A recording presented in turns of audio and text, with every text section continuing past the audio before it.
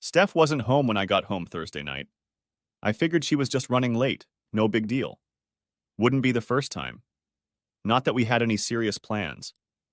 It was the beginning of a long holiday weekend, but I figured we'd just stay home and relax. She would be home soon, and we would decide what to do about dinner. I called her, but her phone was off for some reason.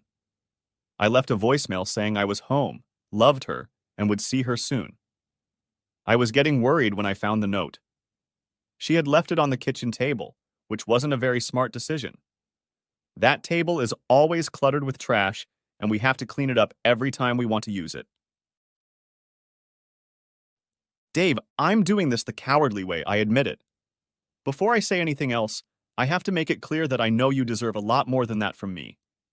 I'm really sorry about that. I wanted to say it in person. I've tried and almost done it so many times, but I never had the courage and I just couldn't bring myself to do it. First, you have to realize that this has nothing to do with you or how I feel about you. I do love you and I always have.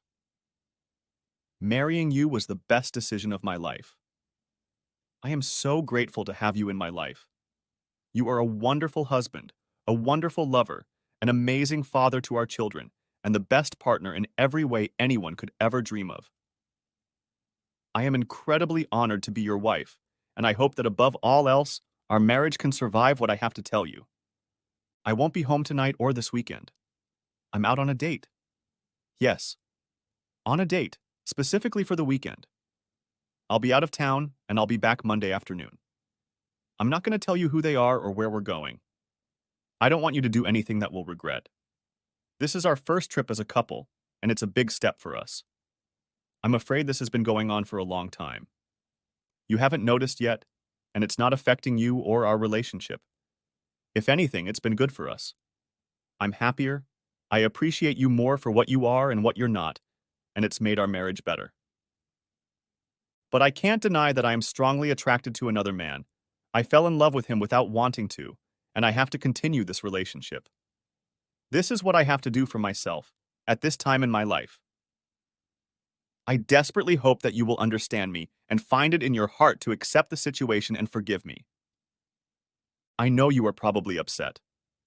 I don't know what to say to you. My feelings for this man are real, and love is never wrong. I expect this to be hard for you. I recognize that the situation is not ideal, and I could have handled it much better than I have handled it so far. But things are the way they are, and I don't regret starting this affair. I know I'd regret it a lot more if I hadn't done anything. I would have spent the rest of my life wondering, what if? And never would have been able to live that way. Looking back, I realized that maybe I should have given you a chance to be a part of the decision to open our marriage to that other person. In my defense, I can only say that I tried to spare your feelings and would have started this relationship no matter what you said. I was worried that you wouldn't be able to handle it and decided it would be best if you didn't find out.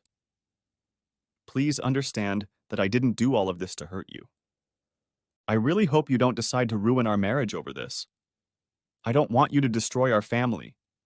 I did what I did, and there's no undoing it. I suppose you'll respond as you see fit. Maybe you'll ask to separate for a while, or maybe you'll consider divorce. But that's not what I want. I still love you with all my heart, and know that if we work together, we can find a way through this and create a way for us all to live happily and peacefully with each other.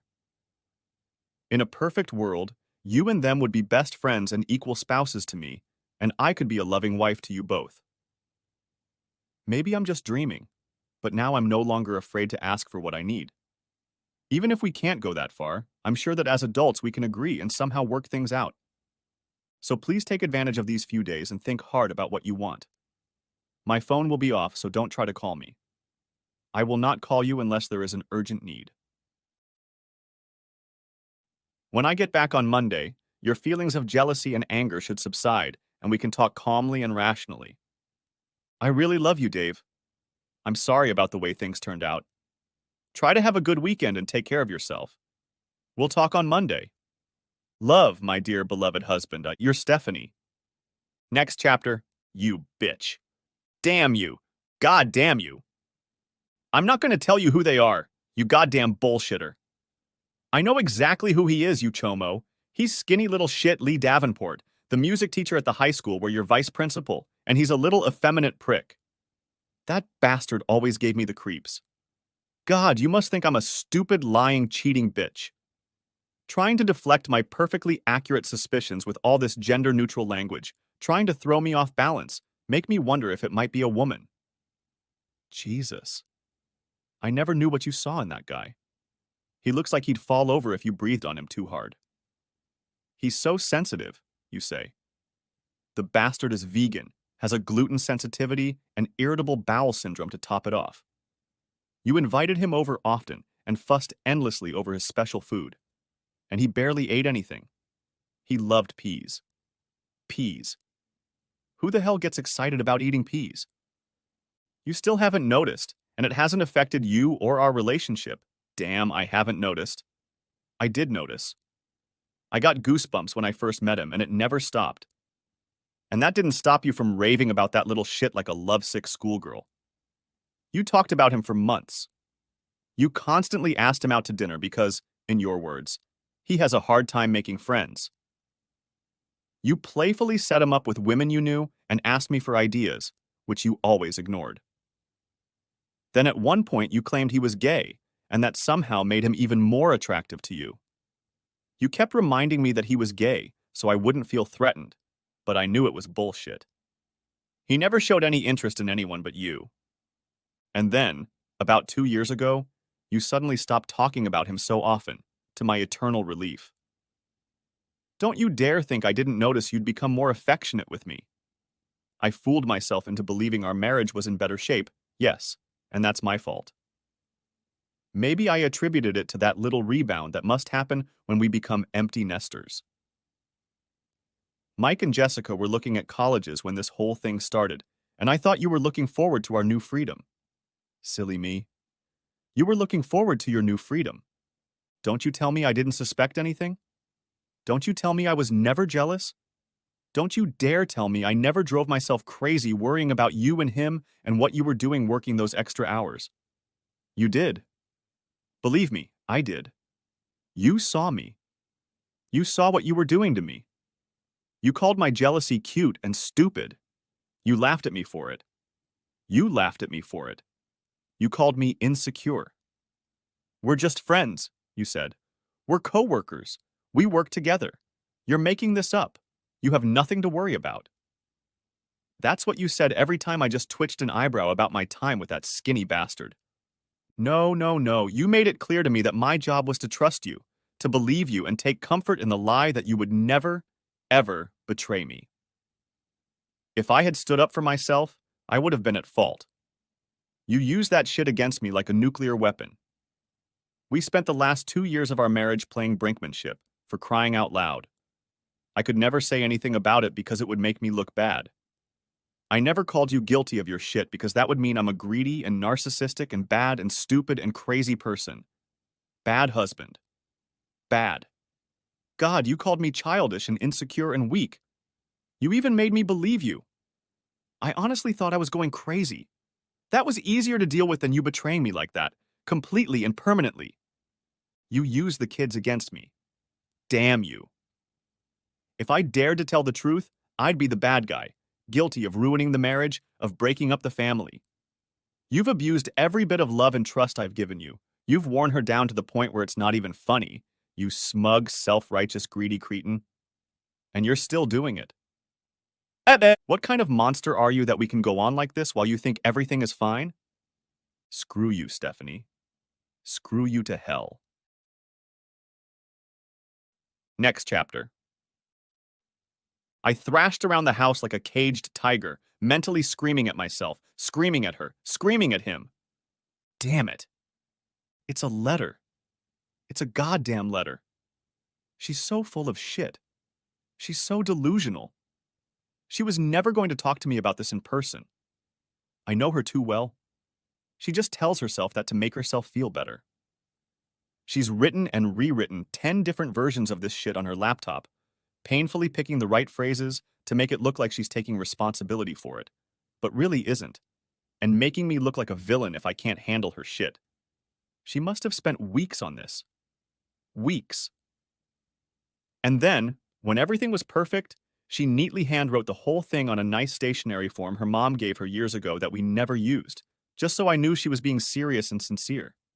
Like it was meant to be a love letter or a letter of remembrance. If there's one good thing about all of this, it's that at least I know I'm not crazy. For 2 years, I've been banging my head against the walls, telling myself that I didn't see what I saw, didn't believe what I knew, and didn't feel what I felt. God help me, it's almost damn holy. So, whatever my marriage to Stephanie was, it's over. It's been over for a long time. At least now I know where I am. I was one of her husbands. My opinion and feelings might have mattered enough to make her lie to me, but not enough to stop her from cheating on a goddamn whore. I don't even matter enough to make her talk to me. I have no way of knowing how things are going in my own goddamn marriage. She'll just say, "Yeah, okay, I did a bad thing, but it's your problem now. And the divorce and ruined house will be my fault if I don't follow her plan to cheat on me and rub it in my face." Next chapter. A few hours passed. The first wave of anger had passed as well, flaring bright as a match, but starting a flame that would burn perhaps for the rest of my life. Now it was joined by a deep sadness the likes of which I had never known. How could she? How can she? Was she really that cold? So heartless? Did she not care about me at all? Not if I got in the way of whatever or whomever she wanted, I guess. If she had that kind of shit in her, then I never knew who she really was. 22 years of marriage down the toilet because she just had to have fun. And it didn't matter how her stupid husband felt about it. I didn't even deserve to be informed about it until she could avoid it. She still won't talk to me. I'm just her stupid, dumb, damn husband who only gets in the way of true love, and I'm a jerk if I don't fold up like a lawn chair. So she'll deal with my little tantrum later when I've had my fill of crying. Damn. Am I really that bad? Did she really have to go outside the marriage to get what she needed, but what I couldn't give her? Couldn't she have talked to me about it? If she wasn't happy, couldn't we have tried going to counseling or something? Did she really have to treat me with such disdain? Was she really supposed to write me off so quickly? So insistently? Damn it, Steph. How did we get to this point? What are we going to do with the house? I didn't have anywhere else to live. Not yet. Maybe things will change. Maybe I'll move. Maybe she will. How could any of this work? Why did she have to ruin our lives like that? Oh, shit. Oh my God. Oh my God. No. She doesn't want to disrupt our lives at all. She wants to keep doing what she's been doing, still having fun with this asshole, but now out in the open. Maybe she'll start spending nights at his place. Maybe she'll want to move him into this house, my house, my house, my house, God, and have him be an equal husband here. Damn it, damn it, damn it, damn it. How could she? How could she think that? What the hell was wrong with her? What I never expected from an experience like this. This, the rage, the tears, the whirlwind of thoughts and emotions, the anxiety, the fear and hell knows what else. It's exciting. I've been thrashing around the house for 7 hours now. I feel tired beyond belief, but it's impossible to fall asleep. I haven't eaten since lunch, but I'm not hungry. I'm surprised I haven't thrown up. Maybe I should get drunk, but I can't bring myself to do that either. It would be pointless. I already feel drunk. Part of my consciousness has woken up enough to realize that I'm following Stephanie's instructions. Everything is going according to her plan. Let my emotions burn out while she's safely isolated from them, and then we can talk, and then she'll do her best to get me back under her control. Shit. This. She treats me like one of the teenagers at her school. They're all furious and hurt and hormonal and have no real options. She lets their feelings dissipate and brings them back to the program. This is a huge mistake, Steph. I'm not a child to deal with. I'm not someone you can control or talk to. You can't pretend that the problem is me and my immature feelings. My feelings are 100% mature and appropriate. And yes, now that I think about it, I have a lot of options. I am in a position where I can do a hell of a lot of things you won't like. I can burn your life down the way you burned mine down. I won't cooperate anymore. So far, I've reacted to her blows by pressing my back against the ropes. Not anymore. I have weekends. I have room to maneuver. I can take a breath, take my time, think through my options, and make my move. I'm not going to play her game. I'm not going to just sit back and put up with it. I'm going to do something she'll never think of or expect. I'm going to do something completely out of character for her, and she'll have no idea how to handle it. Something beyond the capabilities of a frustrated teenager. I got in my car and just drove, having no idea where I was going. I just needed to get out of there. If only I knew what to do. Next chapter. The Diamond Lounge didn't look its best on the best of days, and this day wasn't one of the best. But at night, the dizzying array of lights turned it into a carnival. The paint was bright pink with neon accents, and everything looked shiny, trashy, and moderately unsightly. I hadn't been to a strip bar in decades. The last time was at Keith's bachelor party, and we were barely old enough to be allowed in there. The girls working here now weren't even born then. God, some of them could have been Jessica's age. I wasn't sure about all that. Standing at the door was a large black man in a tight t-shirt and a jacket he'd somehow squeezed into. Jerome was polite, friendly, and welcoming, but also somehow let me know that there would be no nonsense tonight. He collected my entrance fee and invited me inside. When you walk into a place like this, it's a little disorienting. The bass of the music sounded like a truck with a bad muffler. The lights were red, pink, and flashing white, and I wasn't sure I wasn't going to have a seizure. The girls were walking around in lingerie and club clothes that were even tighter than underwear. Some ladies were topless with little pasties or tassels, which was very different from what I usually see on a Friday night, but after 4 or 5 minutes it seemed normal. I visited the ATM in the corner, withdrew an amount I hoped would be enough, and shuddered at the service charge. The drinks were disgusting, crap and water, but the dancers were good. Each of the dancers would come up after their performance, flirt with those who tipped big, and try to get them into private rooms. I failed to get the attention of the first few girls, but Candy immediately approached me after her performance. Hi. Thank you for your generosity. Did you enjoy my dancing? Yes. It was incredible. I've never seen anything like it. I'm glad to hear that. My name is Candy. What's yours? Dave. Nice to meet you, Dave, she said.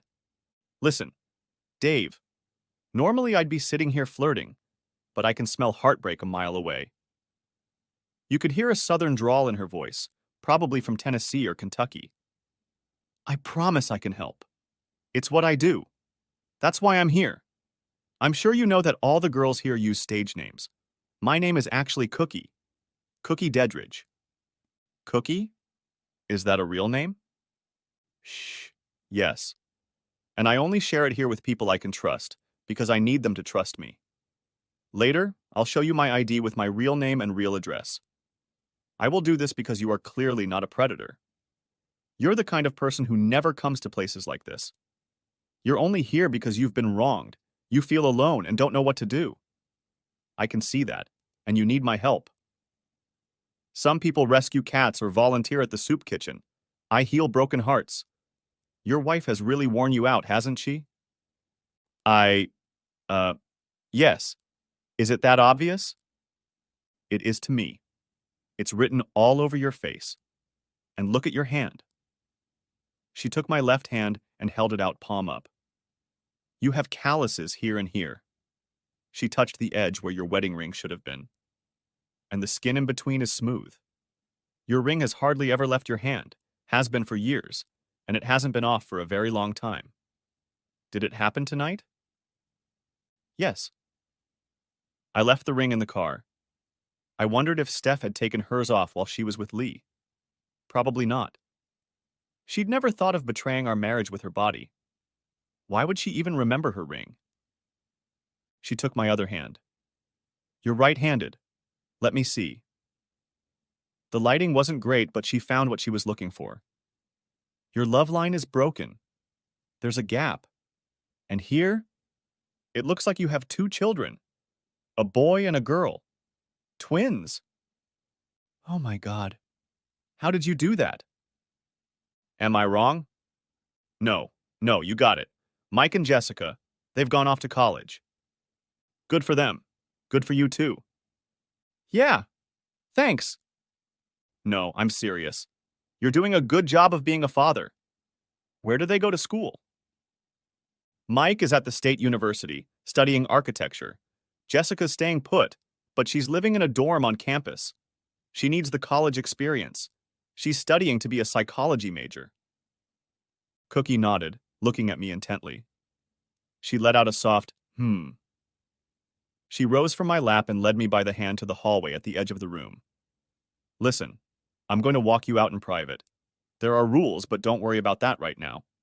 20 for one dance or 50 for three. The curtain stays closed, there's a security camera, but it doesn't record. Jerry will explain the rules to you, but you're a special case and I won't dance. She nodded toward the man behind something like a bank window once we were around the corner. Give him the money and the house will pay me. You can tip extra if you want once we're inside. Don't worry about that now. You and I have more important work to do. This may take a while. Work? You need to tell me your story. Get it out of you. I'm going to listen to you, convince you that you're a good man despite everything she did, and convince you that any woman would be lucky to have you. And then I'm going to use all my talents to make you feel better. She kissed my cheek chastely and stepped back, still holding my hands. I'm going to go change for our little party.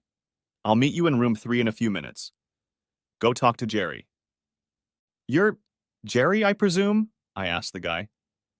$50 for 3 dances, another 50 for 3 more, and so on.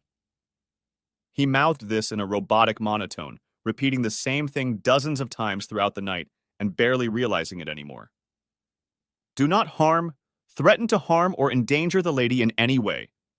Do not use force or threaten to use force under any circumstances. For any inappropriate behavior, you will be immediately removed from these premises, and there will be no refunds.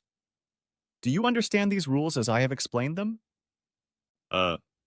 Yes. 50. I held out the money to him. He relaxed a little and spoke again, this time as if we were friends. C gave me a sign that you're one of her special cases. I'm sorry to hear that, but it happens. Today is your lucky day. She can really help. This time and this time only, 3 songs means you can be there until she says you're done. Congratulations, room 3. I pulled back the curtain. It was smaller than a room, but bigger than a cubicle. There was a sturdy chair built into the wall, with the back at a 45-degree angle, like a chair, and something like hinges or handles on top. On a small nightstand was a pack of antibacterial wipes. I like your tattoo. Does it have any special meaning? It's called the Triquetra knot. It's thousands of years old. It was originally meant to symbolize earth, sea, and sky. Perhaps also life, death, and rebirth. It was used to evoke the 3 states of the divine feminine, virgin, mother, and crone, and of course Christians have used it to refer to the Father, Son, and Holy Spirit. But to me, it means something else.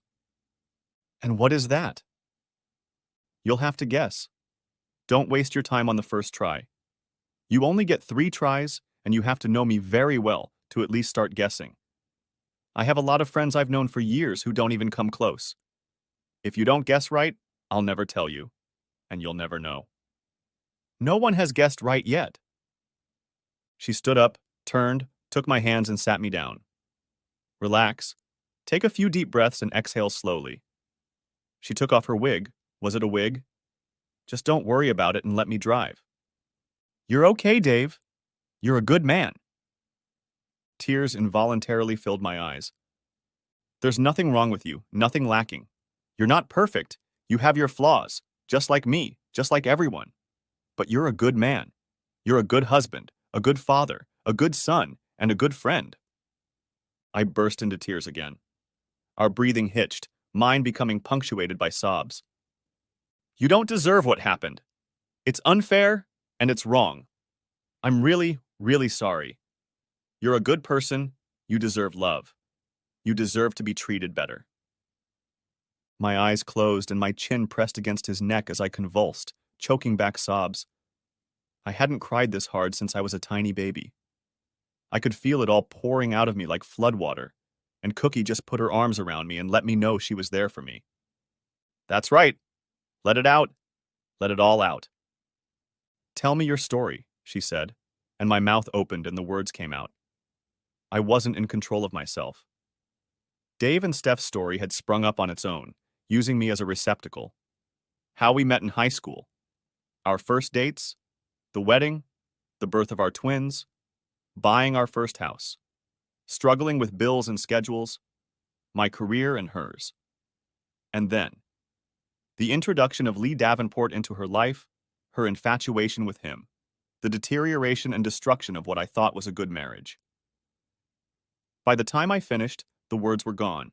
The rage was more of a bubbling cauldron than an inferno, and the only expression on my face was sobbing. That's good. That's good. Thank you for sharing so well with me, Dave. You've done a marvelous job. You're so good with your feelings, and you have every right to all of them. You are right to feel the way you feel. I know it hurts, Dave, but I promise you that we will work through this. We will fix it no matter how it looks in the end. It's going to be okay in the end, even if it's all screwed up right now. I can't tell you how it's going to happen, or what it's going to take, or how your life will turn out afterward. But it's going to happen. Do you understand? Sure. I'm serious, Jim. Serious as death. I know you think it's just one night, one incident you paid for, and you think you'll never see you and me again after this. That's not true. I'm not just going to pat you on the head, say poor baby, and forget about you. That's not how I work. I don't give up in cases like this. I never do. It's who I am. It's what I do. She gets hers and he gets his. I'll be with you till the end. I'm in your life now. Whatever it takes. Do you understand? I shuddered, suddenly cold, and then it went away. She felt me nod uncertainly. Say it out loud. I'm with you. You're with me. One more time. Can you hear me? Do you understand? I can hear you, Cookie. Good. Now just hold me. Like this. I did. Time stopped for a while. I was awake. But I wasn't awake either. I was in a liminal state, hypnotized, in a moment that stretched into eternity. We could have lain like that for minutes or hours or days. You still love her, Cookie whispered. Of course I do. You don't know what you'll do without her. True. But you also don't know how you can be with her going forward. I don't know how I can even look at her. I think it's clearer that way. The wife you had before tonight won't seem the same to you as the one you'll see from now on. You will see her as she really is. That's for sure. Hey, I understand. You're feeling aimless right now. Helpless. Like everything happened so fast and there's nothing you can do to stop it. Everything is out of your control. You thought you had it all figured out, but now your whole world is turned inside out, like it was an illusion all along. Pretty much. The good news is that nothing has changed. It's just the same as it was. The only thing that has changed is your awareness. Awareness is a good thing. You recognize the reality of the situation. You have more power now than you did before. I suppose that's true. But you don't feel it because you don't own your power. That's why you still feel helpless. God, yes. Steph thinks she can just lord it over me, and she's right. If I don't go along with her plan, the marriage will fall apart and I'll be the bad guy who separated us. Or maybe she'll tell everyone that we drifted apart and parted amicably, and she's just very lucky that Lee has been such a good friend to her, offering support and companionship when she needed it. Anything but the truth that she lied and cheated on him for years while we were married. It doesn't matter. Everything she does doesn't matter anymore. She may believe she's backed you into a corner, but so what? She's wrong. Only one thing matters. Only one thing matters at all. What's that? It's you. You have all the power you need. Right now, she thinks you have no choice. She knows your feelings are hurt, but she thinks you'll get over it, forgive her, and things will go back to normal. She knows it will be hard, but she thinks it's inevitable. She's willing to apologize until she's breathless. She may even offer you your freedom, but she's pretty sure she'll get you back. Even if she doesn't, she has a backup plan. But she's overconfident. Overconfident. You've never faced the choice that's in front of you. The thing is, you are. I do. There is. A choice. What you make is entirely up to you. Stephanie needs to be prepared for the fact that she won't like your choices any more than you like hers. She's not in control of this situation. You, on the other hand, are. What do you think I should do? Honey, I know you're looking for advice, but the most important thing is for you to take the initiative yourself. Take leadership in your life. Take back the power. It doesn't matter what you decide, as long as it's your choice. That's good advice. Thank you. There's something else you need to hear. Okay. Dave, I love you. Look at me, Dave. She sat up, put her hand to my face, and lifted my eyes to hers. I love you, Dave. I don't know what to say. Listen, I love you. I love Mike, and I love Jessica too. I love Jerry at the register and Jerome at the door. I love Becky and Mary and Ilana. Not that those are their real names, but I love them anyway. I even love Stephanie. And I love you. You can love anyone. You can love everyone in the world. Don't be afraid to talk about it. Loving people is a good thing. It's just love. It's just a feeling, a connection. It's not a decision. It's not a promise. It's not an action. It's not something you should be helpless against. You can love someone and yet not be in a relationship with them. You can love someone and yet be alienated from them. Some people are toxic. You can love them and yet make the common sense decision not to have them in your life. Oh. Do you love Stephanie? Yes. Does that mean you're her prisoner? Or that you have to put up with her crap? No. Does that mean you have no choice about what to do with her? No. Okay. Do you love me, Dave? You can say yes or no. You're not promising me anything either way, and I can love you without expecting you to say it back to me. I get it. Yes, I love you, Cookie. Don't you feel free? You can love without limits, and you can still decide what you're going to do, and who you're going to be with, and who you can tell to back off and die, even if you love them. I get it. Good. Be ready to accept a lot more love in your life. Thanks. I do love you, Dave. You're worthy of a love that isn't so cruel. I just burst into tears. I didn't know what to say. So what are you going to do? I was still crying, but a part of me broke free. I'm going to make a choice. She kissed me. Good. That was wonderful. That was powerful. It's what you needed to see. I really love you and I'm proud of you. How do you feel? God, I don't know. Sad. Happy. Scared. Triumphant. Depressed. Angry. All of those things. None of that. Alive. Perfect. She leaned her head against my chest again and listened to me cry for a while longer. After a while, my breathing calmed down and she leaned back to pull out her wig. I think we're done for now. But listen, this is just the beginning. I'll be with you throughout the whole process, okay? That's what I said, and I mean it. Here. She held out her ID and business card to me. This is my real name, my real address, and my real job. My other job, anyway. I want you to call or text me any time of the day or night. I may not answer you right away, but I'll get back to you as soon as I can, and we'll get through this. In months, years, decades. It doesn't matter. Anytime at all. Okay? Okay. I looked at the card. Dr. Cookie Dedridge, with a couple of acronyms after her name, was an assistant professor of psychology and sociology at the university. You teach at the college? 2 doctorates, she shrugged. Do you have any idea how little money there is in academia? The pay is crap, and I have huge student loans. Working here covers all the bills and more. It also gives me amazing research opportunities. I've written 2 books on gentlemen's clubs. You're full of surprises. You have no idea. Your daughter may have been in my class. You said she's studying to be a psychologist. Ask her about me. It's better to find out sooner than later. Then she looked me in the eye again. Listen, I'll be there for you, in your life, helping you through this if you let me. But I'm not your girlfriend, okay? I'm nobody's girlfriend. I don't belong to anyone but me. That's the way it is.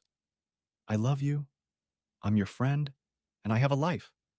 That doesn't mean I can't show you that affection and make you feel like a real man. But that's it. I'm not in a romantic relationship. Not for anyone. Not for anything. Never again. I'm sorry. Next chapter. I never slept that night. Not really. I probably half slept on the couch for 2 or 3 hours around 4 in the morning and woke up with the sun on Friday morning. I didn't feel any different than I had the night before. All my problems were still there. It was just that they were manifesting themselves in the form of pain rather than slap in the face. Cookie had given me a lifeline of hope. All morning I hung around the house getting nowhere. Finally, I decided to leave the house. The hardware store was open despite the holiday, and I bought a new set of house locks, knobs, and deadbolts. I could install them myself. There were new keys too. I made extra. One for Jessica and one for Mike. One more was a spare. Steph wouldn't get a set. She can move in with her boyfriend. Screw her. I called my daughter and invited her to lunch. I don't usually bother her on weekends. She's busy doing her own thing. But she wanted to be closer to home than Mike. She heard something in my voice as we talked and changed her plans. Fortunato's is one of those pizza places that naturally form on the periphery of every college town, but this one is doing it right. It's been around forever, and the smell of this place can be smelled a block away. They believe in garlic and melted cheese, and the place is always packed on game nights and weekends, and the students are savvy enough to combat impending hangovers with preemptive infusions of fat and carbs. It's quieter at lunchtime, almost pleasantly so. The clientele is mostly made up of old, desperate people like me, looking for a moment of nostalgia. I was already seated at a table, holding 2 Diet Cokes and a basket of bread in front of me when Jessica walked in. She smiled at me from the threshold like a ray of sunshine, but her smile faded when she saw my face. She almost ran to the table, but also almost slid toward it like a shamed dog. She might have turned around and walked away if she had any hope that I hadn't seen her. Dad, hi, okay, what's wrong? I just stared at her, not knowing where to start. Dad? You're scaring me. Why don't you tell me what you already know? What? What do you mean? What's going on? I mean, Jessica, that this is one of those times when we have to say something we don't normally say because we're afraid of it and don't want it to be true.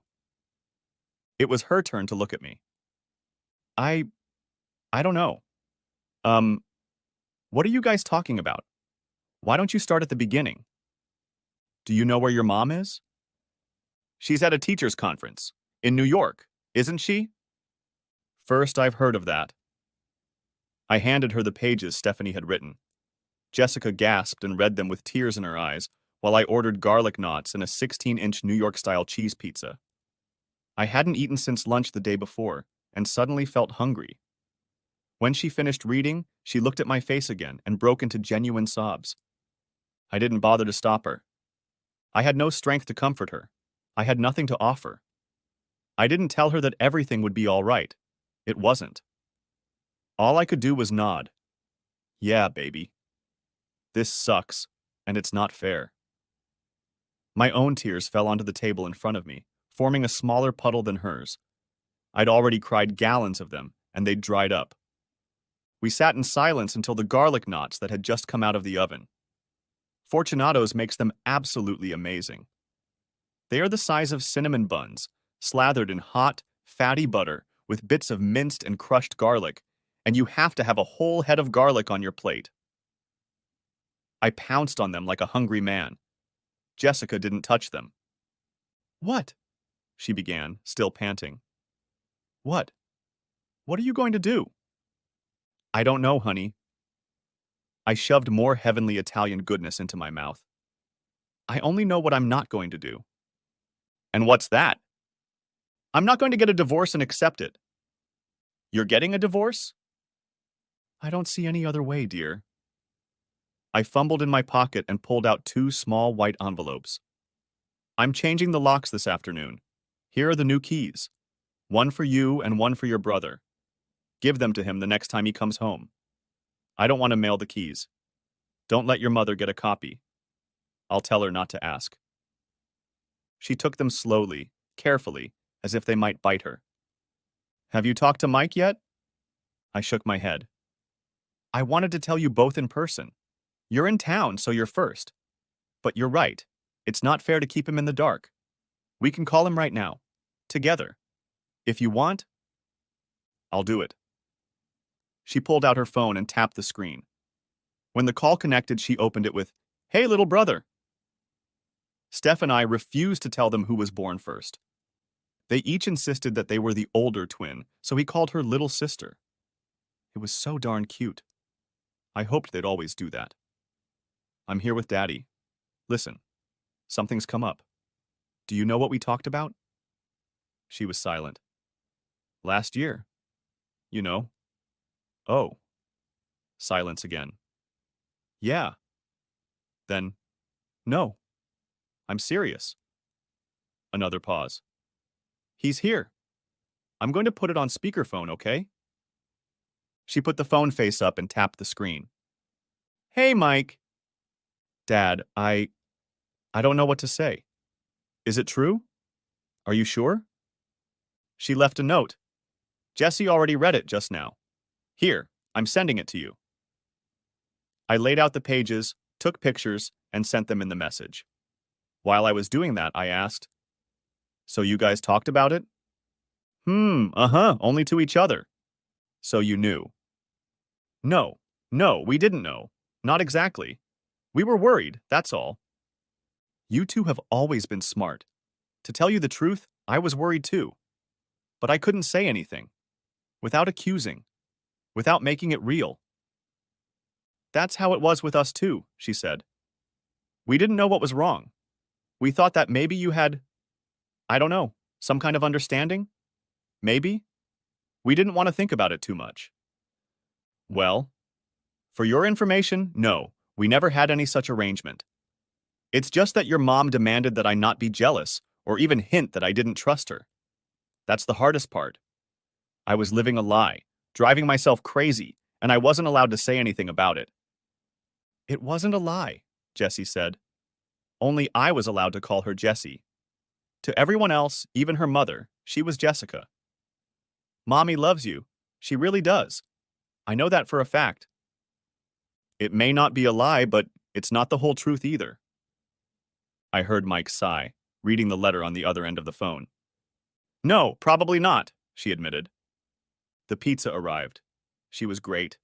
They know how to do New York style right. I took a slice, folded it properly, and practically devoured it. Having had enough, I continued my questions. "Did the kids at your school talk about it too?" "They went to the school where their mom worked. Was it an awkward situation? Yeah, probably.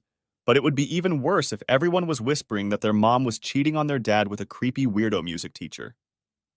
Jessica looked ashamed. She didn't want to answer. Mike spoke up. "Yes. Yes, Dad. I'm afraid that's what happened. No one knew anything for sure. No one caught them or anything. There were rumors, but they were just rumors. The kids were pointing fingers and laughing and drawing little cartoons that were passed around. They weren't based on anything serious. Perhaps it was all made up, as far as anyone knew.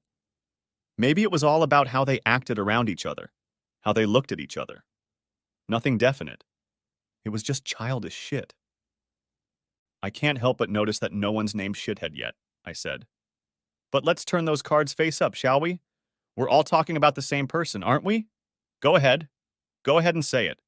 I know who it is. Mike took the cue. Mr. Davenport. I nodded.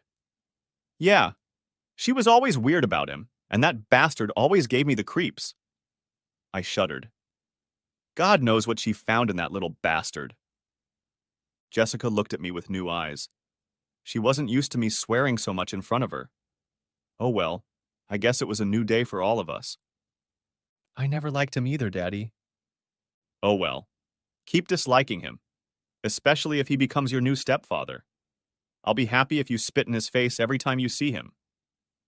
I'm not going to see him. She sat up straighter. I don't go to that school anymore. Anyway, I'm mostly out of the house now. When I get a break between semesters, I'll stay at your place. Not at her place. I'm an adult. I'm old enough to make that decision. Look, I don't want to come between you and your mom.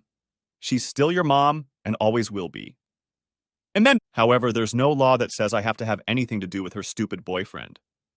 She jutted her jaw defiantly. My choice. He's a bad role model. He's a home wrecker. I'm not going to accept him. Neither am I, Dad. He's always been a creepy little jerk. Especially now. Well, before we all get on the same platform, your mother will accuse me of turning you both against her. I don't do that. Not on purpose. I don't want you to get the impression that I am. All I want to do is expose the truth. You read the letter.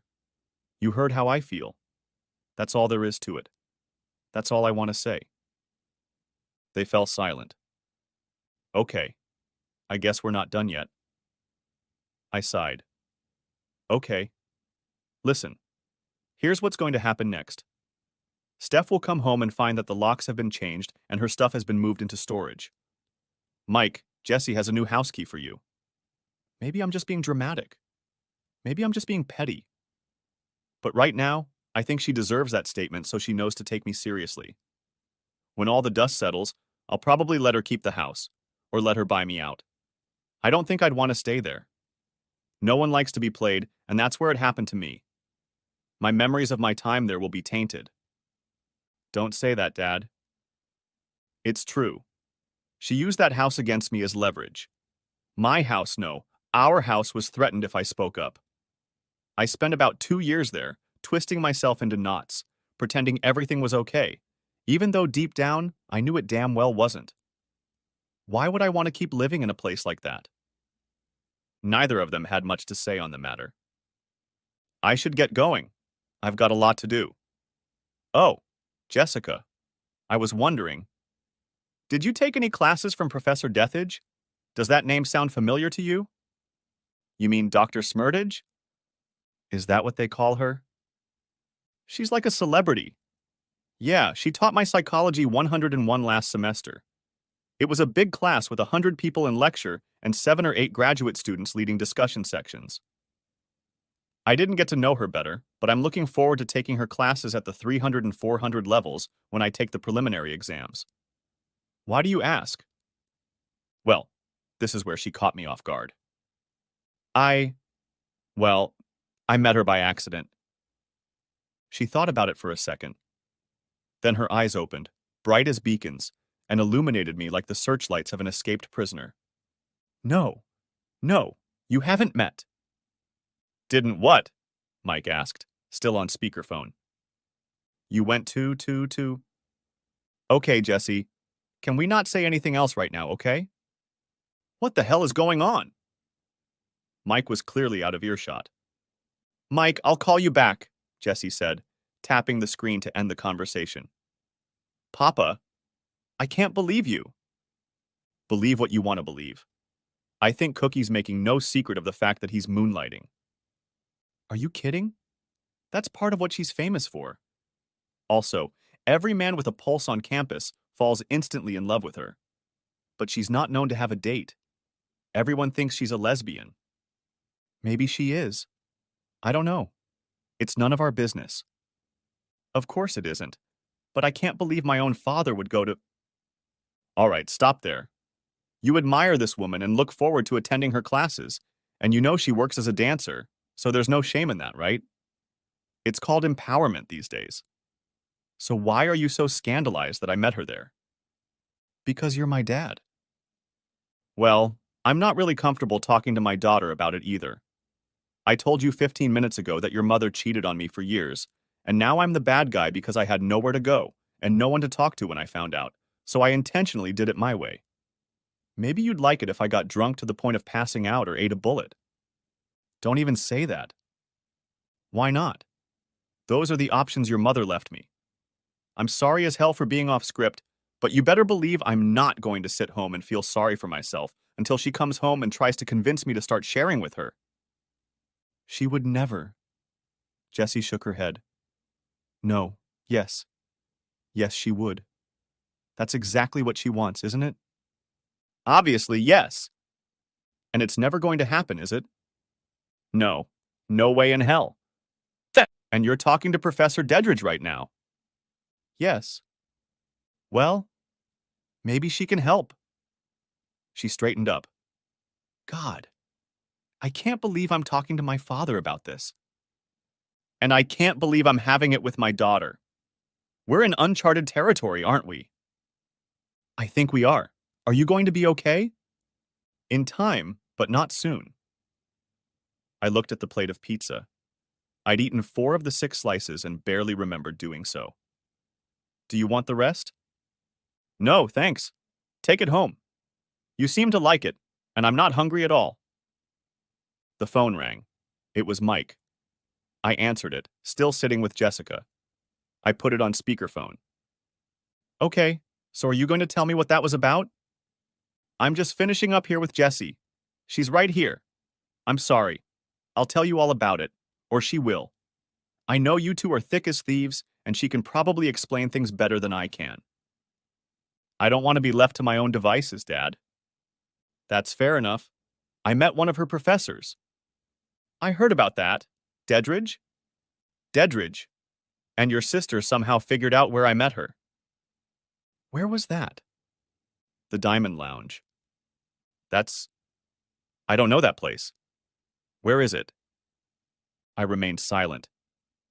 Dad, where is this place? What the... He stammered and was silent for a second. Oh. Oh. Oh. I see. What were you doing in there? I was trying to do something uncharacteristic of myself. I just found out that my wife, with whom I've lived with for 22 years, is happily cuckolding me and plans to continue. I needed to challenge her somehow. Well, okay. I guess I can understand that. Yes. That would really piss her off. So, what was Jessica's professor doing there? Working on the stage, believe it or not. She's young, in great shape, and very pretty, Jessica said. She teaches pole dancing classes in the gym on campus. She makes no secret of the fact that she sometimes moonlights as a dancer.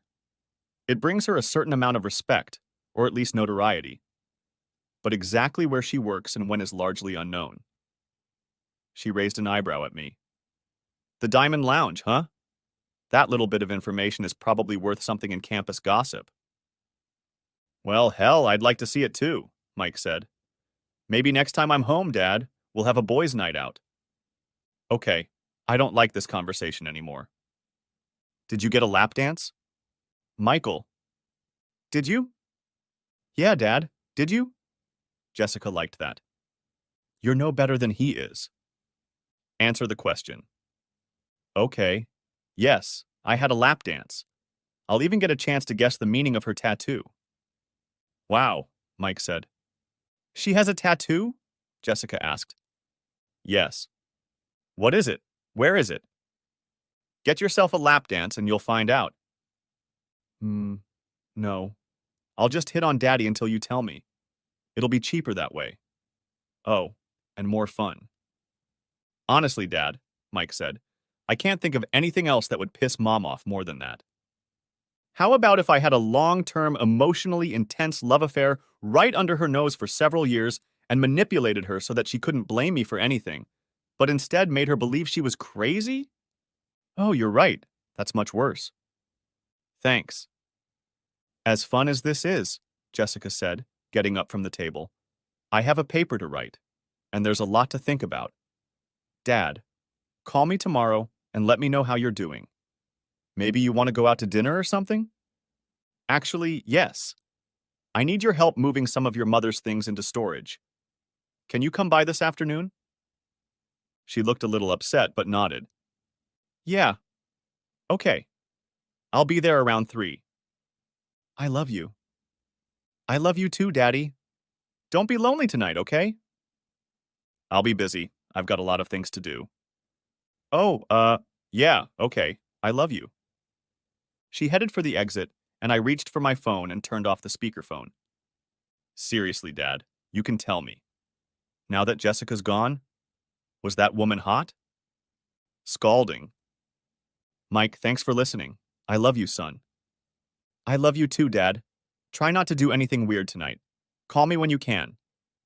I will. Bye. Bye.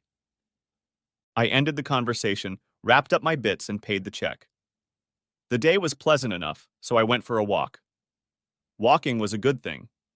The campus bookstore wasn't far away. I walked into it and headed for the faculty publications section.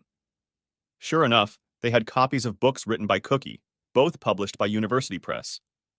I bought both of them. I got back in the car and stopped at the liquor store on the way home to pick up some empty cardboard boxes. The banks were closed for the holiday, but I decided to do what I needed to do online. I called one of those capsule storage places and arranged to have the locker delivered the next day. Once home, I set to work with a screwdriver to install a new set of knobs and deadbolts. I also reprogrammed the code for the garage door opener. I had to look up the instructions online and go outside with a flashlight to reset the DIP switch settings, but it wasn't that hard. After finishing the job, I called Cookie. Hey Dave, how was Friday?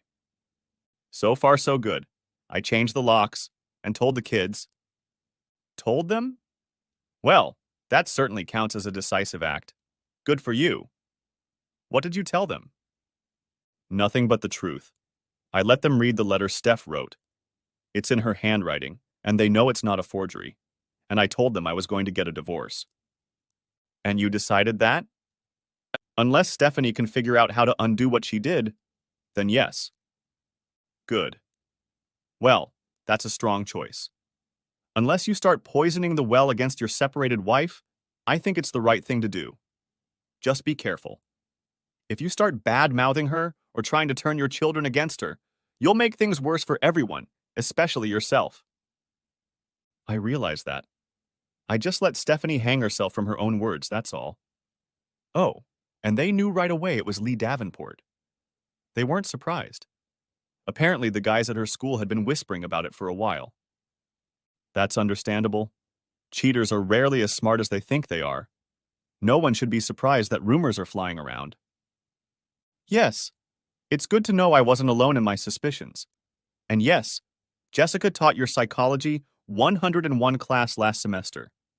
She really liked you and is looking forward to taking your classes as a senior. Good. That's good to hear. I thought she was supposed to take that course at some point. Practically the whole school is taking it. We had a good talk. She's coming over tomorrow afternoon and will help me pack some of her mother's things. That's nice of her. Did you need any help?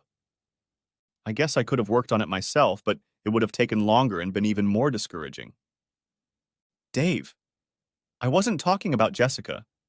I was offering to come over and help you. Really? Why? Because that's what I'm doing. You need to realize, Dave, that you're a good person. I like you. And you need to realize that you're worthy of love and attention. I want to show you that in person. Can I come over to your house tomorrow and help you? And meet your daughter in a social setting? Gosh, wow, yeah. I mean, this is so much more than I expected. In a good way, I hope. Yes, God, yes. Good. Get used to it. Can I ask you one thing? Ask me anything. I may not answer, but you can ask. Why do it? Why me? She paused for a second before answering. Because everyone needs that kind of care at some point in their lives. Now it's your turn. And to be perfectly honest, because no one did it for me when I needed it. You're a crusader. To a large extent, yes. Is that why they call you Dr. Heartbreaker? She laughed. Is that still in use? I've always liked it. It makes me feel like my life's work has meaning. According to Jessica, that's because you leave a trail of broken hearts behind you from every man who sees you. Flatterer. Pfft. You make your money as a seductress. True, but not all the time. When am I supposed to show up? Jessica said she'd be here around 3. Great. Text me your address and I'll be there. Oh, and Dave. I love you. She ended the conversation. Next chapter. I ate the last 2 slices of pizza for dinner and drank a beer. I contemplated making the next call. I knew I was going to do it, but I was still fidgeting. I decided to stop thinking and just pull the trigger. I dialed the number of Hal Rambo, the principal of the school where Steph went to school. David? Good evening. Good evening, Hal. Sorry to bother you. I hope you and Laura are enjoying your weekend. I have a couple of questions if it's not too much trouble. Oh, sure. What's going on? Is there some kind of teachers' conference this weekend? No, none that I know of. Why? Stephanie told our daughter that's where she'll be. Do you happen to know where Stephanie is right now? I assumed she'd be with you. No, she's not. One more question. Do you know where Lee Davenport is right now? Hal maintained a sepulchral silence. He could feel the tension in the air. What are you saying, Dave? I'm not saying anything. I'm just asking. If you don't know, then you don't know. I'm sorry to have disrupted your evening. Give my regards to Laura. Dave, wait. I mean, are you sure? I'm afraid I'm not sure of anything. I don't have any proof. All I know is that my wife isn't here. She left me a note saying she would be gone, but she refused to tell me where or with whom, and she told the children a very different story. Maybe it's nothing. I'm not asking you to say or do anything. In fact, it would be much better for everyone if Steph kept her job. She'll be proud of herself. The school will avoid a scandal, and I won't owe as much alimony. All I'm saying, Hal, I'm saying you're not a fool and you don't deserve to be treated that way. I'm afraid I don't know what to say. You don't need to say anything, Hal. You're a good guy, and you've always been a friend. Oh, thank you. Thank you, Dave. You too. Sorry again for disrupting your weekend. Have a nice evening. Good night. Good night. And take care of yourself, okay? I will. Good night. Good night? Next chapter. I was so emotionally exhausted from the previous 2 days that I fell asleep earlier than I intended. I started reading Cookie's second book. I pulled out my laptop and started researching divorce attorneys, scheduling a bunch of appointments online. The first free one was scheduled for the end of the following week. I opened new bank accounts in my name, only so they would be open when I transferred money on Monday, and read a bunch of free advice online that was very uneven and probably not worth it. There's a lot of stuff on the internet about scammers and cheating. Lunch was unforgettable. The locker arrived at noon 30, and I had lots of boxes and packing tape. The first to show up was Cookie, looking like an ordinary human. But still very pretty. It's the false eyelashes, she said conspiratorially, having read my mind. They change my whole look. It's like being Clark Kent. Which one of you is Superman? Both of us. But to be fair, you called me a crusader. I even have a cape, so I'm actually more like Batman. She wrinkled her nose adorably. But both my parents are alive and well, and I'm not a multimillionaire. So that part doesn't fit. You have lots of fancy gadgets and a secret cave? Huh. You better believe I do. Batman, then. Or Batgirl. Please. Yvonne Craig was taller than me, and she had much better legs. Not one bit. Flatterer. For you? Always. You don't need to flatter me, Dave. She looked straight into my soul. You have nothing to prove. To you, maybe. Because you love me. She smiled at me. But I still have a lot to prove to myself, and I don't know how to start. You're doing fine so far. Just support whatever you decide to do. Choose your strength and keep your integrity. That way you'll never go wrong. That sounds like good advice. Thanks. It's always helped me. Jessica will be here in a little while, just so you know. Oh, and she guessed how we met. Almost immediately. I didn't tell her. She just guessed. I couldn't deny it. I'm sorry. For what? Well, I mean, isn't it shameful? She turned and looked at me, motionless as a statue. She looked down at me slowly. Time had stopped. I saw every blade of grass, every leaf on every tree, and heard the blood rushing in my ears. She stood on my doorstep. We hadn't gone inside yet. Finally, after she seemed to have made up her mind about whatever she was thinking, she spoke quietly, seriously, and firmly. Have you watched Game of Thrones? No? Never mind. A character named Tyrion Lannister has a phrase. He's talking to a nobleman's illegitimate son, a guy with no birthright. Tyrion himself is a dwarf. For some reason, people keep reminding him of this, as if he might forget. These are two people with blatant social vulnerabilities.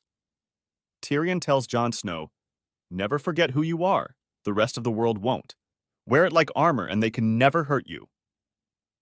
I took that to heart when I read the books years ago, though Tyrion in that version of the story doesn't elicit as much sympathy. You just asked me if people would be embarrassed if they knew I was not only a professor, but a stripper as well. The answer is not just no, but hell no. I'm not embarrassed. I'm proud of who I am. I'm proud of what I do. It gives me strength. I don't just wear it like armor. I wield it like a sword. I'm a freaking legend on this campus and everywhere I perform. You know what I mean? People talk, of course. That's their problem. That's their insecurity. But not mine. The vile insinuations, the rumors, the attempted insults. It all reflects badly on them. Not me. If someone tries to hurt me like that, I can crush them. Now think about how you can use this advice in your life. Your wife has been cheating on you for 2 years, taking you for granted, treating you disrespectfully, and now she's demanding something she has no right to ask for and you're not going to give. It's not your shame, it's hers. It's not your problem. It's her failure. It was done to you. You couldn't stop it, but you can wear it with pride. Like armor. The world will not forget the truth of who you are. You are an unwilling cuckold. It doesn't have to be a weakness or a vulnerability or a source of embarrassment or shame. You have been wronged. This can become your weapon. Use it. God, thank you, Cookie. I get it. Say that again. I got it. One more time. I got it. This is mine. My life is mine. It's my choice. Good. She pulled me to her and kissed me, as if finalizing the deal. I'm going to let you in on a little secret, she said quietly in my ear. Well, it's not really a secret. It's very old as the hills. If you say something 3 times, it becomes obligatory. It's kind of like a little ritual or spell.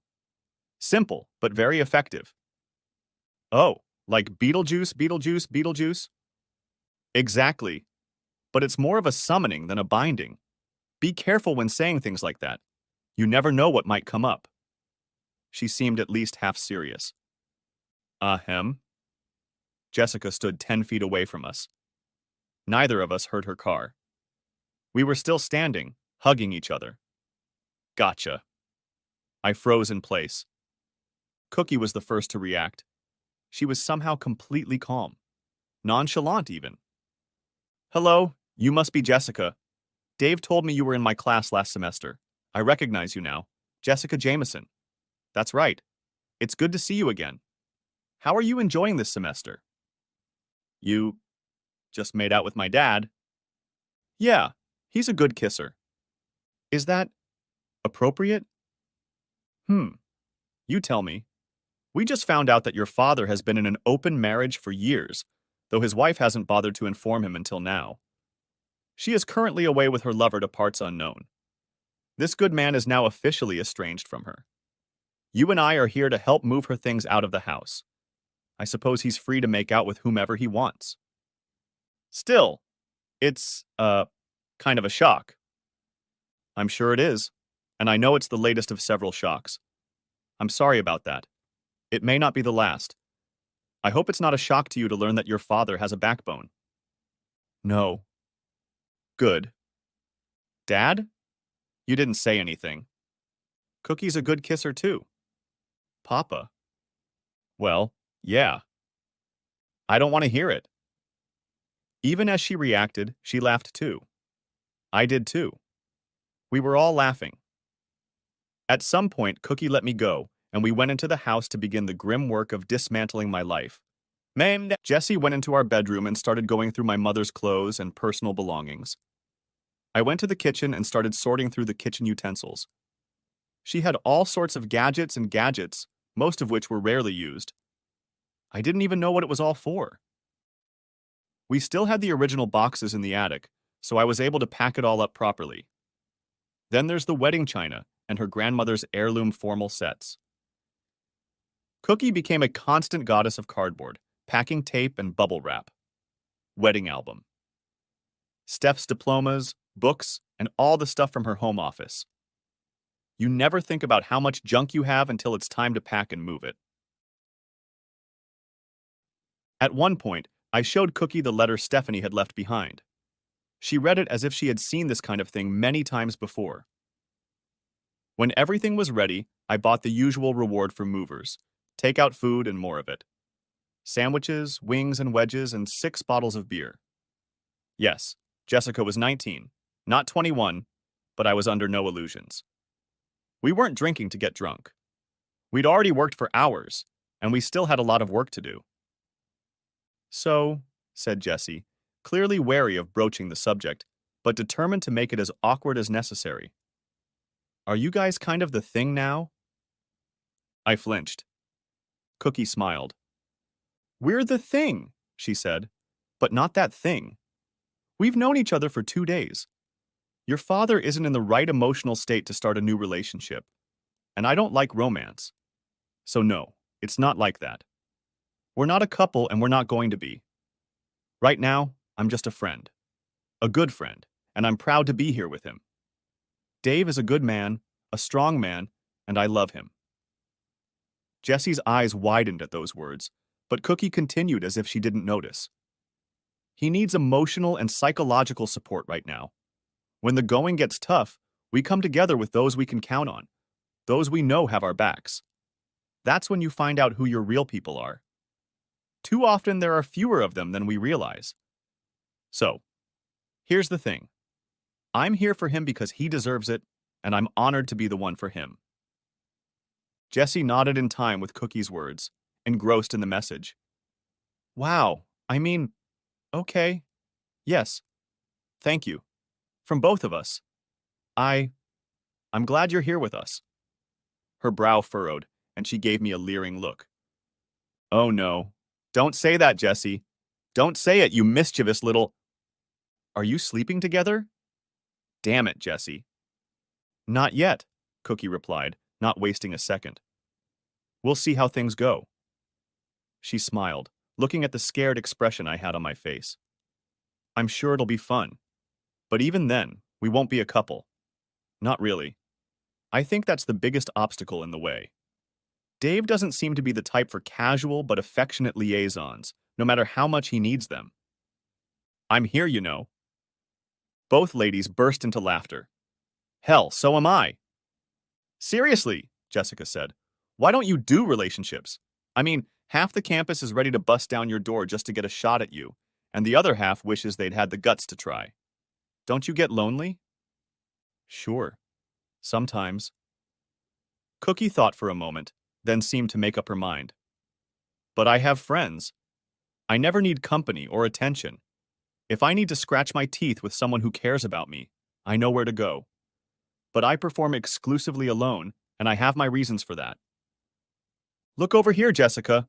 Both of you, look over here.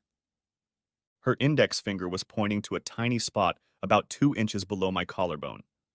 I never would have noticed it, but there was a little freckle or something. No, a sort of pale indentation. It's a scar. It's a bullet hole. We both recoiled back. My last boyfriend shot me. Oh my God, Jesse's voice was almost soundless. What happened? That, honey, we'll talk about that another time.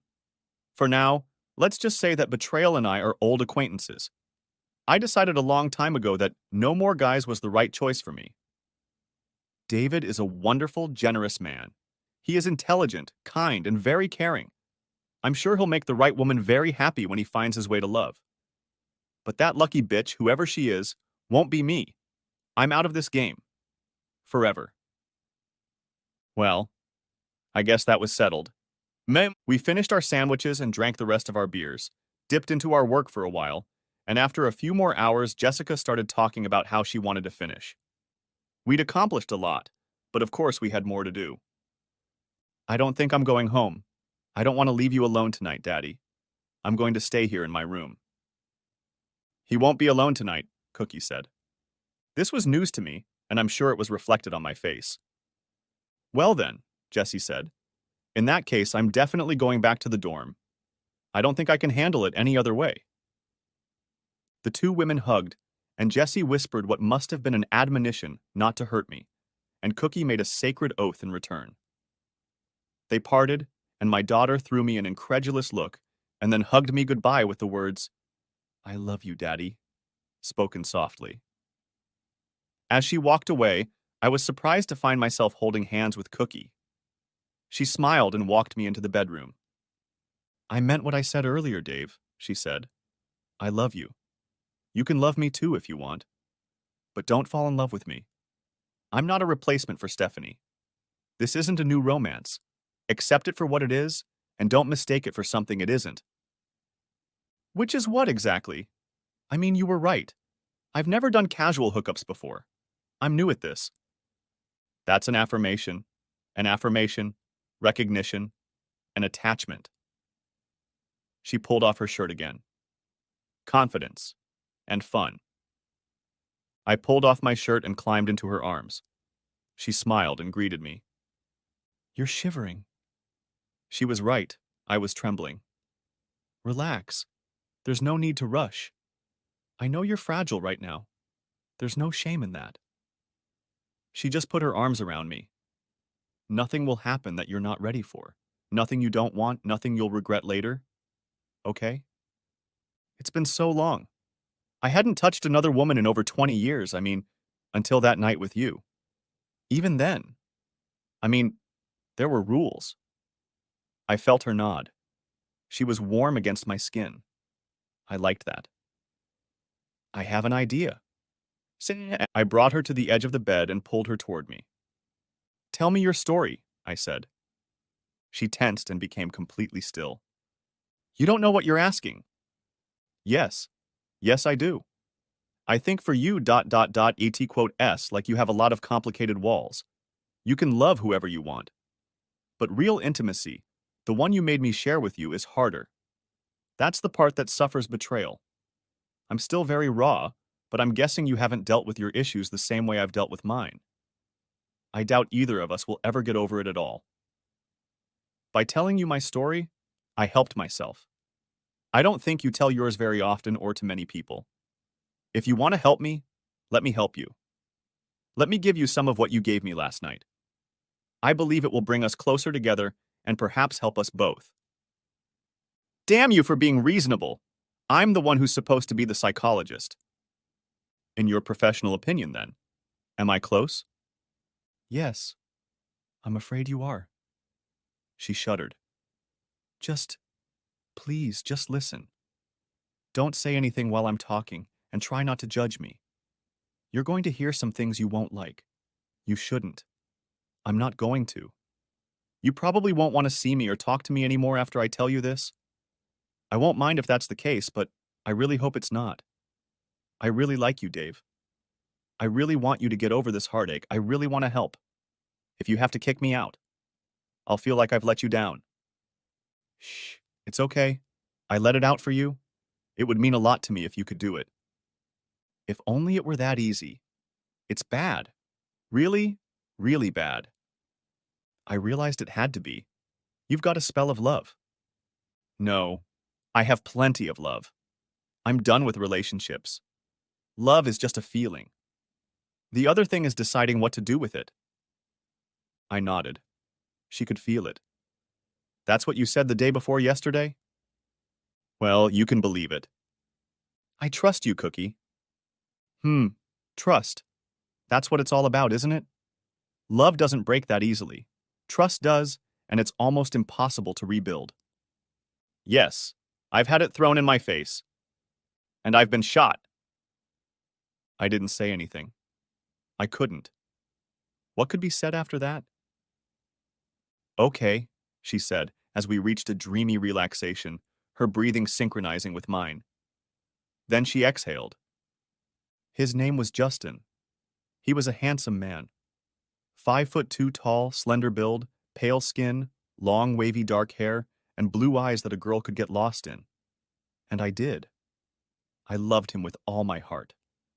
I just knew, to the very depths of my soul, that this was my man and I should be his woman. The moment we met, we connected.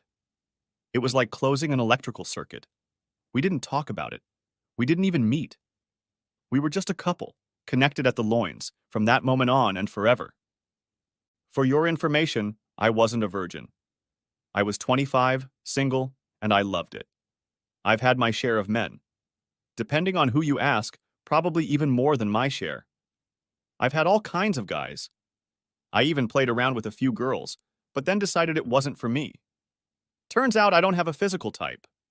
I'm more interested in who they are on the inside. I'm attracted to complexity. Justin was a walking jumble of contradictions, and maybe that's what made him so irresistible to me. His presence always filled the room. He had amazing charisma, yet he was painfully shy, withdrawn, even introverted. He was extremely confident in some things, but deeply insecure about others. He knew how to attract women, but never felt he could hold on to one. Moreover, he was talented but unfocused. I know it's corny, but he was a musician. I know, every girl wants a rock and roll bad boy, right? Anyway, he wasn't just another dork with an electric guitar and a hypothetical band. He was a polymath.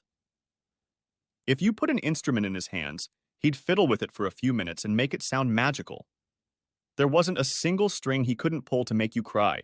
Not a single keyboard. He couldn't dance his fingers across to fill you with joy. Not a single surface he could drum on to keep your feet from tapping and your head from bobbing to the beat of the great eternal rhythm he could simply evoke. And his voice. His voice was like the ebb and flow of the tides. No listener, male, female, or child, could fail to be influenced by it. It was a voice for the ages. He was a member of a group. They called themselves the Armless Bipeds, but there was a lot of conflict and drama there. He was the only one with real talent, but he was also the least businesslike of the four of them. The others were hardworking, dedicated, and more than musically competent. But they were the Doors, and he was Jim Morrison, you know? It was a total cliché. The charismatic, wild, out-of-control frontman had all the energy, and the rest of us did all the work and held on for dear life. Bobby was the keyboardist and bass player and was basically their manager. He booked all their gigs and made all the deals. The band was on the verge of signing a contract. All the paperwork was ready. All that was left was to talk Justin into it. But he didn't want to or couldn't. He'd been stalling for months. It was infuriating. Justin had to go to rehab, or he had a project, or he just couldn't be bothered. He would disappear for days or weeks at a time. His creativity demanded a lot from him, and no one understood him. Eventually, the money guys got tired of waiting for Justin to figure his shit out. They were willing to take their chances with the band everyone was talking about, but they'd had enough and pulled the plug just as Justin told the rest of the guys to back off because they were lowlifes who were only getting in his way. The band broke up for the last time, and Justin was free. We had been together for almost 3 years by then, which is a long time when you're that young. I supported him 100% no matter what he wanted. If he stayed with Bobby and the guys, signed a contract, recorded an album, and went on tour, great. I would have been fine with him. If he wanted to start a new band or go solo, that would be great too. If he wanted to go to outer Mongolia and live in a yurt to learn throat singing, that would be great too. I would live with him in a paper bag somewhere under a bridge if that's what he wanted. As long as I had him, my world was complete.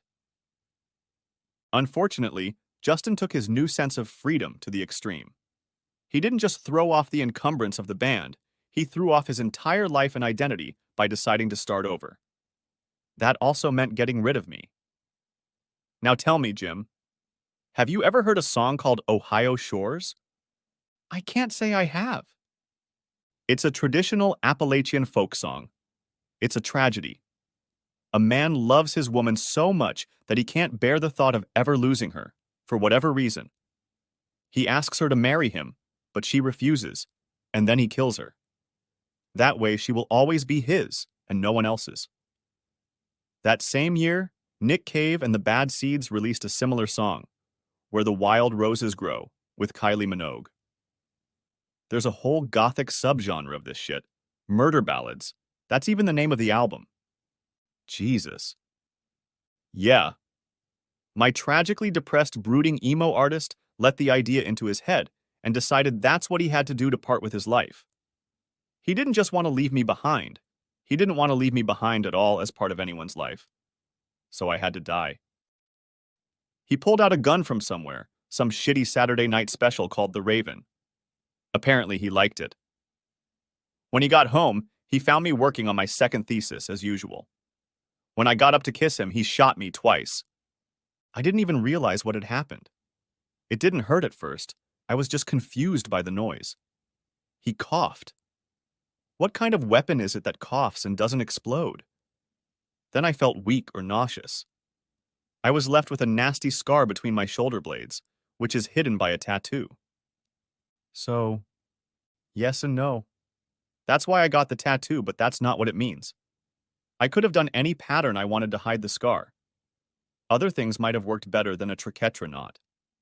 So I'm not going to take that as an assumption because you haven't said what you think it means. That's just why it's here. Don't waste your guesses just yet. Not even now. The other shot grazed the side of my head, as you saw. I was lucky. Either shot could have killed me if it had hit a little differently. I don't think Justin has ever fired a gun before. He didn't seem to know what he was doing, and frankly, he did it kind of shoddily, the way he shoddily did in anything that wasn't music. But I saw what he was trying to do, and the world went black and white. So cold, so meaningless, so empty. Some instinct woke up in me. I realized it was fight or flight, kill or be killed.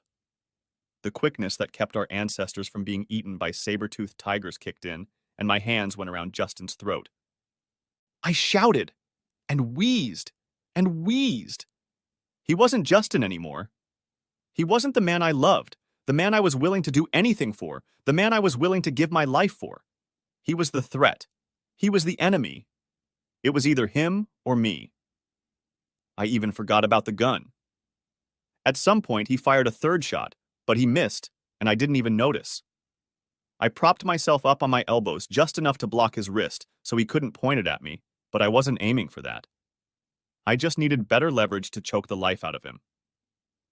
Turns out I'm a lot stronger than I look.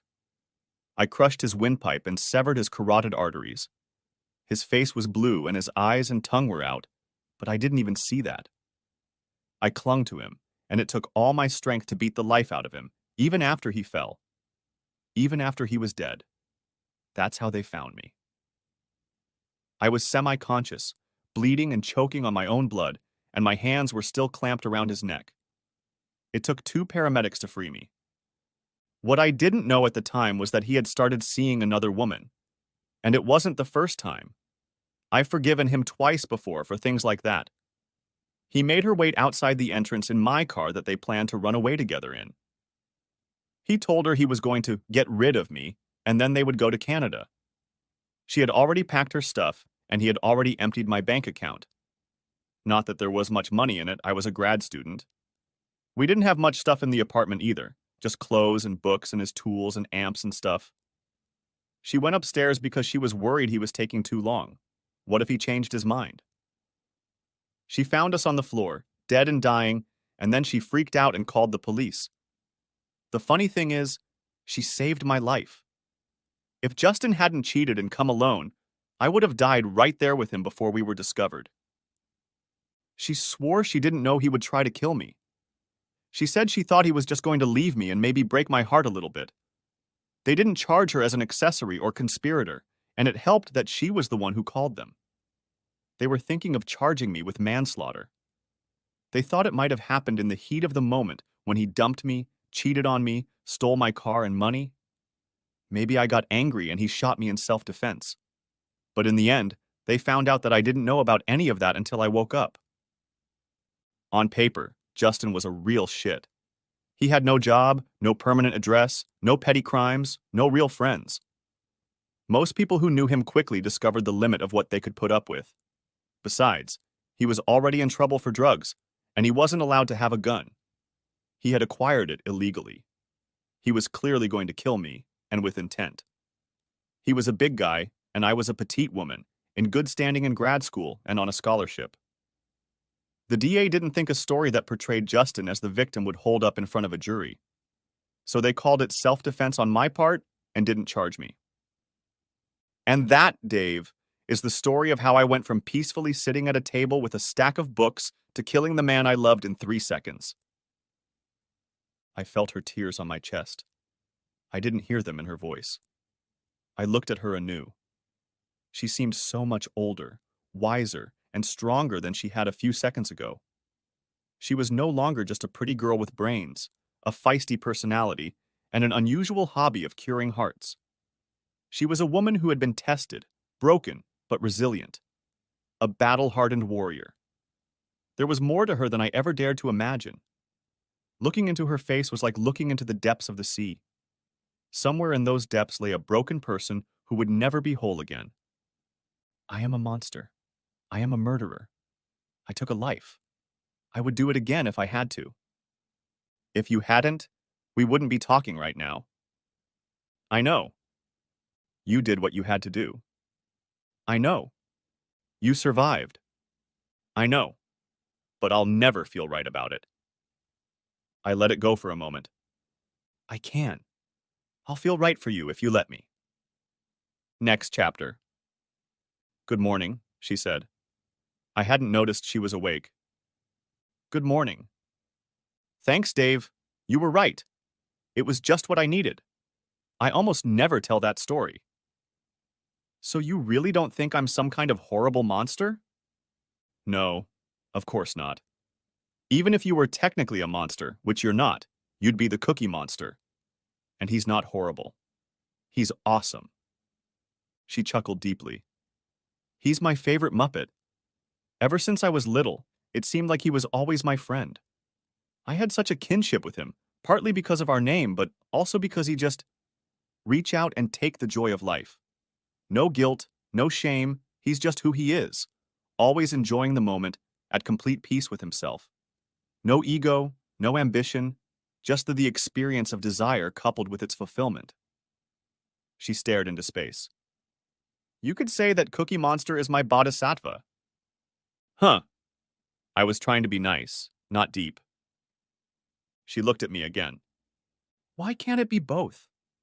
You can tell a simple joke and still take a huge emotional leap forward, you know? But you're right. We don't need something to mean more than it does. I'm afraid this really means the end of my marriage. Everything I've been doing, moving her stuff, our bank accounts.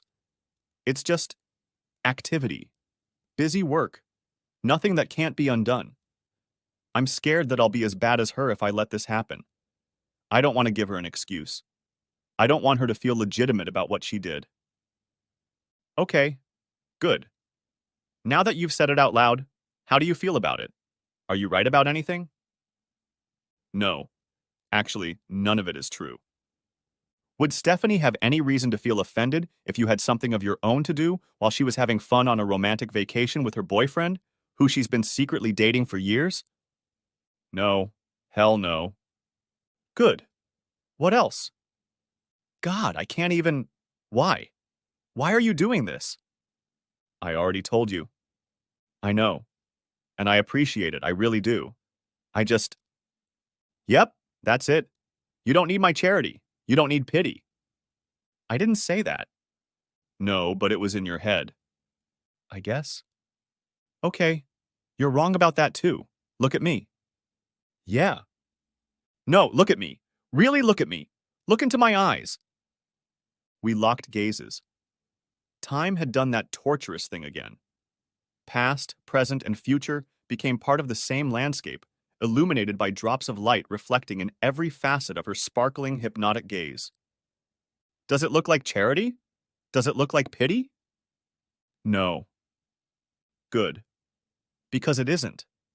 It's a desire. It's appreciation. It's respect. I love you, Dave. Let me do this for you. Let me do this because it's what I want to do. Let me do this because it's the right thing to do and the right time to do it. Okay. Did I say that? Good. She glared again. Next chapter? I fed Cookie a token breakfast, coffee and toast, and she went on with her day, making me promise to call her in the evening and plan Stephanie's return. I spent a few hours packing and found that my new bank accounts were active, so I transferred money into them and scheduled payments. Mostly, I just did nonsense, avoiding the deeper and more important questions. Why? Why did Stephanie do this? What do I want? What do I need? What am I willing to forgive? What can I live with? What will my life look like a year from now? 5 years from now? 10 years from now? Am I ever going to remarry? Why not? Why not? What the hell is this thing with Cookie? What will my relationships with women look like going forward? Did my wife ever respect me? Or has she just lost it over the years? Would everything be okay with me? This time, I didn't rant and rage. I felt strangely detached. I felt empowered. Felt like I had a choice. What Stephanie wanted didn't matter that much, and it bothered me how much it didn't bother me. I got a call from Jessie in the middle of the afternoon when I was already running out of time and indulging in reflection. She insisted on taking me out for sushi. It was weird. I'd never had sushi. Neither had she. But I did. I'm her father. That's what I am. Why sushi? I asked. We arrived at Ichiban separately, and she was already sitting behind the bar. I wanted to take a page out of my old man's playbook. What did you say? I'm trying to break my old patterns, do something uncharacteristic. I found out my mother is a fraud and a polygamist. My father is in crisis, and it turns out he has Riz. It's a whole different world now. I think we all need to break out of our routine. Oh well, good point. Thank you. Domo arigato. We made our way to our table. It was actually 2 seats at the long, elevated table we shared with the other company, but there was plenty of room between us. The menus were long sheets of paper on strange, skinny tablets, and we puzzled over them for a long time until we made a choice on which we frankly crossed our fingers. I didn't want anything with eel, which narrowed our choices considerably, and Jessica didn't like shrimp, which narrowed it even more. I knew I liked miso soup and salad with ginger dressing, however. So, she said when we ordered. You and Cookie Death? No, I mean yes, but not like that. But yes, too. I sighed. I've never liked people who say it's complicated. It's just an excuse. It's never complicated. You either act like a piece of shit or you don't. But now I see the appeal of it. It's still an excuse, but it's the easiest thing to say. Easiest. Good. What's the right thing to say? Wow. Well, I don't know comes to mind, but that's no better. The best thing to do is to take the bull by the horns and just say it. God, I'm shattered. I'm devastated. My world has shattered and I don't know which way to go now. I happened to meet this crazy woman while I was hitting rock bottom, and she seems to want to make a project out of me for some reason. She's beautiful, of course, and I'm drawn to her emotionally. But she's right. I'm in no condition to have a relationship. We all know that, and she seems to be against that sort of thing on principle. But yeah, I've been there. I'm not going to pretend it was platonic. We didn't go all the way, but we were close enough. I'm also not going to say it didn't mean anything, because it did. It kind of did. But we're not a couple. As far as I can tell, it's a stepping stone of sorts. A transition, or as you call it, a rebound. I have to admit, it's all very strange to me. She nodded. Since you know that, I don't want you to get hurt. I mean, no more than you're already in pain. Because of this, she furrowed her eyebrows. Complicated about it all seems to fit with that, doesn't it? Sort of. But there doesn't seem to be much integrity to it. You've been listening to her. She's really into integrity. She talks about it all the time in class. I think she's been a big help to me. I think so too. She's a very nice person, very popular on campus. But Dr. Heartbreaker, remember? I don't think it's a good idea to dwell on her. She's right about you. You're not one for accidents. You never. She didn't finish. No, never. I never, whatever it is you're going to say. Never. She laughed. It was sad. I wanted to say, you never cheated on Mom, did you? But I couldn't even say that. I can't even imagine it. I already have a hard enough time believing what Mom did. No. For the record, no, I never cheated on your mom. I would never do that. I'm not going to pretend I'm a perfect man. The world is full of beautiful women, and I have eyes. I've noticed them, and I've had stray thoughts, but no. Nothing in the real world. I wouldn't. Couldn't. She pouted slightly. But you just did. Sort of. I hung out with a sympathetic lady while my wife was away with her lover of 2 years, mocking our wedding vows and expecting me to just get over it. Our marriage was over as soon as she started dating the little shit. I was just the last person to find out about it. Then it's over. You've made up your mind. Yeah, I guess so. I've been asking myself agonizing questions all day, and I didn't like any of the answers. I shook my head and allowed myself to blink slowly. Okay, you're not going to tell me all of this that easily. Just stay with me for a minute. Remember that used car she fell in love with? That Mustang? She bought it without checking it out. I scolded her for it, but she wouldn't let it go. Well, one of the catalytic converters was illegally cut out. The other one got clogged and blew a hole in the exhaust manifold. The engine compartment caught fire when she was driving down the highway, and you guys were in the back seat. That's how it happened? I remember it just barely, but I never realized what was wrong with the car. Yeah, it was just irresponsible. And the living room set we bought with the purple upholstery? Disgusting. But of course my opinion didn't matter. I always liked him. It was unique. Well, as far as I'm concerned, you can have it when we split the household. And her family always hated me. They tried to put on a good face and were usually polite, but gosh, they just despised me, especially her mother. That's because they think you've never really given your heart to Jesus. That should make them love me even more, right? According to Jesus. But they never listened to him. They listened to Jim Bakker and Pat Robertson. They always hated liberals and gays more than they loved their enemies and cared about other people's enemies. I know. The thing is, all the big fights with your mother, and we've had more than a few in 22 years, every time came down to me resisting what she wanted.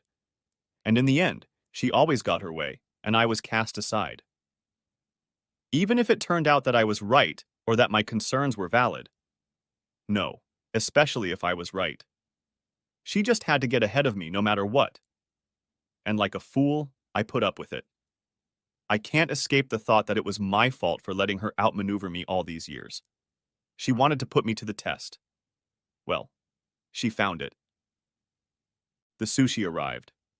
We tasted it cautiously and then got down to eating. It was surprisingly good. I couldn't work the chopsticks, so I committed the unpardonable sin of using my fingers. So judge me. It wasn't all bad. We had a few good years. And we got you two. I wouldn't trade that for anything. I'd do it all over again, no matter how bad I feel right now, if I knew it meant I'd be sitting here with you today. Oh, Daddy, that's so sweet. I love you. I love you too. You and your brother. More than anything. We ate some. The ones with the green stuffing on top were spicy. Cookie doesn't work at the Diamond Club anymore, Jessie said. She's either somewhere else or on vacation. Really? How did you find out? The guys from school went looking. Yeah. Anyway, you know where she was last night. She wasn't working. Yeah, but they said no one named Cookie works there. Well, she doesn't use her real name on stage. All the girls use fake names. Thursday night she was Candy, and the guy inside called her C. That makes sense. I wonder if it always starts with an S. Charlotte. Chloe. Chantel. Carol. Cheryl. Cynthia. Christine. Chiffon. Charlene. I run out of chi names. Cha-Cha. Cha-Cha? As in Greece. Cha-Cha di Gregorio. Best dancer at St. Bernadette's with the worst reputation. I could never understand how you remember stuff like that from old movies. Hey, it's not an old movie. Not Casablanca or anything like that. It is. It was 25 years before I was born? Okay, I guess that counts as old to you. How old were you when it came out? I don't know, I was a kid. 7 or so, I think. So you imprinted on it, like a baby duck. Everybody did. It was huge. Apparently it was. But you're still weird, you know that, right? She wasn't wrong. I have a weird memory, but it's very specific. I can remember everything about books, movies, and music decades after I've listened to them. I can't remember what I had for lunch last week, who all my cousins are, or when I have to go to the doctor. But when it comes to fiction or pop culture, I'm a walking encyclopedia. We spent the rest of lunch chatting about safe topics, carefully avoiding talking about Stephanie and Cookie. It was exactly what I needed. I think my little girl needed it too. She needed to see me not get destroyed. At some point, we called Michael, because of course we did. He caught our mood and boldly put on a show, playing the usual goofball and extrovert. Next chapter. In the evening, as promised, I called Cookie. So sushi is a thing. Sushi? Yeah, it's a thing. Why would you say that? Jessie invited me over for them. I guess we're all trying to get out of a rut we've been rolling in our lives. Well, good choice. Where did you go? To Ichiban's on American Boulevard. Ah. Okay, next time I'll take you to Kabuki's. They have some good stuff. Yeah. So, have you thought about how tomorrow is going to go? I haven't thought about much else. I've been moping around a lot and thinking a lot. And I've been fixated on the strange and mysterious other woman who took me on as some kind of project. And it's been great. Thank you very much, kind sir. I assure you she's not done with you yet. Well, I hope she isn't. I'm in deep shit.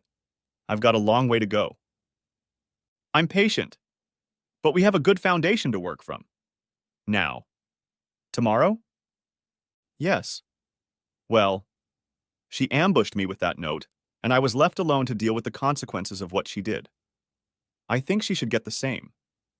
She'll find an empty house and I'll leave her a note just like the one she left me. I won't talk to her either.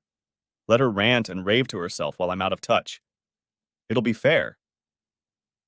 Is that what you want? She wants me to wait for her so she can regain control of the situation, and we could talk, presumably, like adults, when my little tantrum is safely over. Nope, that's not going to happen. I want to challenge that expectation. Okay.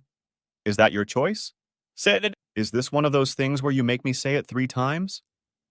Smart guy. Yes. Then yes, it's my choice. I'll leave her a note, lock up the house and put my stuff in storage, and she won't have me under her thumb to talk to me at her pleasure, taking out a perfectly appropriate rage on me that she'll no doubt call immature. 3 times and done. Okay then. You're making a strong choice and I can respect that and support you in it. Have you written the note yet? In my head, a dozen times already. On paper, not so much. Well, when you do write it, remember that brevity is the key to wit. Less is more. Don't exceed a page for maximum effect. Didn't you write a whole book called? I pored for a minute and found it by the couch. The iconography of commodified desire, subjectivity, objectification, and the intersections of race, gender, and class in the postmodern, post-feminist labor economy of adult entertainment? She nearly fell over laughing. My bad. It took her a moment to contain herself. Yes, okay, you get my point. It was a lesson learned the hard way. Let me tell you about the academic letter. It is not meant to make your thoughts clear. It's meant to show how smart you are. The point of a book like this is to give your colleagues something to argue about, so it doesn't hurt for you to obscure your reasoning. It also creates an automatic defense for the author, who will always be able to claim that his critics just didn't understand what he wrote. God. To tell you the truth, I've only written one book. The second one was just the first one, rewritten in plain language, with lots of savory stories to get people to read it. It sold better than the first one, about 100 to 1. People respect the academic version. It's the authority. But people really read, understood, and talked about Professor Hooker. Theirs. Makes so much sense. I'm working on another one. It'll be mostly case studies. I'm hoping to get rid of the Professor Whore moniker and become Dr. Heartbreaker for real. I can't wait to read it. Be careful what you wish for. You might end up in it. Wow. In a good way. Thanks. I guess. So, what are you going to write in your note? I'm going to make it an addendum to her note. I'm going to tell her that I'm not going to play her game and that she has nothing to hang the failure of our marriage on me. She violated it when she changed the rules without consulting me. That's appropriate. It's a very sad ending. But at least there's symmetry. A bell rang in my head. I must have fallen silent. Dave? Yeah. Sorry. I was just thinking about something. Are you okay? Yeah, I'm fine. Like I said, don't want to be here, in the house. I want to be out of the house, somewhere else, doing God knows what with someone else. Are you busy tomorrow afternoon? What about tonight? Come to my house, pack a bag. You can stay here for a few days. Thank you. That sounds wonderful. I'll come over after work. I'll buy dinner. Not tomorrow. We'll stay home and I'll cook. Invite me out on Tuesday, okay? Okay, it's a date. Good. Now, I assume you have homework to do tomorrow. Get to work on your note. If I guess right, you'll write 10 choices and tear up 9 of them. Damn. Just like Steph. She was right. That's what I said. Maybe. I'll look into it. And thank you. Thank you so much for everything. I'll see you tomorrow. Good night, Dave. I love you. Next chapter. Stephanie, hell yeah, I deserve better. You took the coward's way out and lied to me again on top of everything else. You never wanted to face me. You took the time to plan it that way. You wanted to take out your anger on me first, while you were out of reach, and then, after breaking my spirit, you would try to manipulate me into agreeing to what you wanted. Maybe I was a great husband. I certainly tried my best. But you're a shitty wife. If that's how you feel about me, and that's how you feel about our marriage, then you have no business being married to anyone. Ever. Ever. I'm not going to cooperate with your plans. I know it's probably painful for you, but it's what I have to do for myself. You made your choices despite our marriage. Now I'm making mine. I used our savings to pay off and cancel our joint credit cards. I've transferred half of the remaining money into my own accounts, but haven't touched our retirement funds yet. I'm working on a plan for an equitable division of marital assets. I've changed the locks on the house, so please don't try to enter it unattended. Jessica has some of your clothes and enough personal items for the next few days. The rest of your belongings are in the storage room. Enclosed, you will find the key to the lock and instructions on how to deliver the capsule. I am sure you will say that I am immature and unreasonable. that my pride and rage is a stupid male reaction. Your own emotional release is empowering and beautiful, and my expectations of our relationship are regressive and barbaric. You'll blame the failure of our marriage on me if I can't handle your betrayal. No, no, no, no, no, Steph. You're the one who ruined it. You ruined our marriage when you changed the terms of it without consulting me, and as you said, it had been going on for a long time. Our marriage ended when you decided I didn't deserve to know what was going on. For your information, yes, I noticed. And no, it didn't make things any better. You may have been happier doing your cruel things, but I was jealous and suspicious of you the whole time. You humiliated and belittled me for it, even though you knew I was right. That's no way to treat a partner. That's no way to treat someone you love and respect. That's no way to treat even a stranger. When you excluded me from your confidence, you stopped honoring me as your husband and treated me like a chump.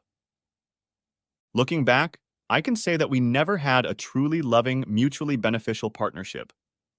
Everything was all about you. I went along with you getting your way because I loved you and wanted you to be happy. You were wrong to mistake my malleability for weakness. The only good thing that came out of it was the kids. I don't know what you're going to tell them, but I'd recommend telling them the truth. If you don't, I will. I don't care where you go, what you do, or who you do it with. That's your business. I don't own you.